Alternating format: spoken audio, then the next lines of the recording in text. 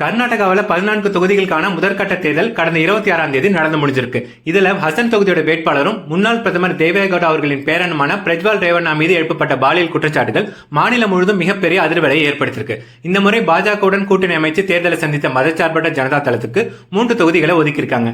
இதுல மாண்டியா தொகுதியில குமாரசாமி அவர்களும், கோலார் தொகுதியில் மல்லேஷ் பாபு அவர்களும், ஹசன் தொகுதியில தற்போது சிட்டிங் எம்பியான பிரஜ்வால் ரேவண்ணா அவர்களும் போட்டியிடுறாங்க. இதுல ஹசன் தொகுதியில பிரஜ்வாலுக்கு சீட் கொடுக்க கூடாது என்று பாஜகவை சேர்ந்த தேவராஜன் கவுடா என்பவர் மாநில தலைமைக்கு ஒரு கடிதம் எழுதினார். அதுல என்ன சொல்லியிருந்தார்னா, கிட்டத்தட்ட 3000 பெண்களுடன் பிரஜ்வால் இருக்கும் பாலியல் அத்துமீறல் வீடியோக்கள் அடங்கிய பென்ட்ரைவ் தன்னிடம் இருப்பதாகவும், அதோட இன்னொரு காப்பி காங்கிரஸ் மேலிட தலைவர்கிட்ட இருப்பதாகவும், அது வெளியானால் மிகப்பெரிய பிரச்சனையாகும், அதனால் அவருக்கு சீட் கொடுக்க கூடாது என்று அந்த கடிதத்தில் குறிப்பிட்டிருந்தார்.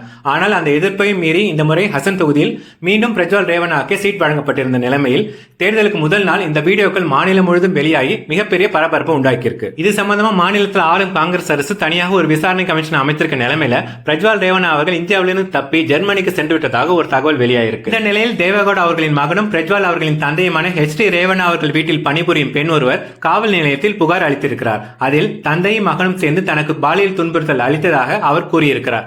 அதனால் அந்த வீட்டுக்கு வேலைக்கு செல்வதை தான் நிறுத்திவிட்டதாகவும் அந்த புகாரில் அந்த பெண்மணி தெரிவித்தார். கர்நாடகாவில் மதச்சார்பற்ற ஜனதா தளம் போட்டியிடும் 3 தொகுதிகளுக்கான தேர்தல் ஏப்ரல் 26ஆம் தேதியே முடிந்துவிட்டாலும் பாஜக போட்டியிடும் மீதமுள்ள 14 தொகுதிகளுக்கான தேர்தல் மே 7ஆம் தேதி நடக்க இருக்கு. இந்த சூழ்நிலையில் பாஜகவும் மதச்சார்பற்ற ஜனதா தளமும் ரேவண்ணா அவர்கள் மீதும் அவரது மகன் பிரஜ்வால் ரேவண்ணா அவர்கள் மீதும் எழுப்பப்பட்ட பாலியல் குற்றச்சாட்டுக்கு பதில் சொல்லி ஆக வேண்டும் என்று காங்கிரஸ் தொடர்ந்து போர்க்கொடி தூக்கத்தால இந்த விவகாரம் மிகப்பெரிய அளவில் விஸ்வரூபம் எடுத்திருக்கு. கர்நாடகாவில் நடக்க இருக்க 2ஆம் கட்ட தேர்தலில் இந்த விவகாரம் எதிரொலித்தால் அது தன்னோட வாக்கு வங்கியை பலமாக பாதிக்கும் என்று பாஜகவும் கலக்கத்தில் இருப்பதாக சொல்லப்படுகிறது.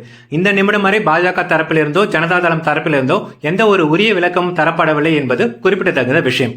ஒரு முன்னாள் பிரதமரின் மகன் மற்றும் பேரன் மீது எழுப்பப்பட்ட பாலியல் குற்றச்சாட்டு கர்நாடகம் மட்டுமின்றி நாடு முழுவதும் மிகப்பெரிய அதிர்வலைகளை ஏற்படுத்தியுள்ளது.